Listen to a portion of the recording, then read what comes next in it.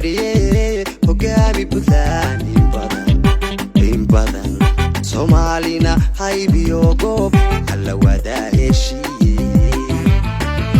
hogaami Puntland in badan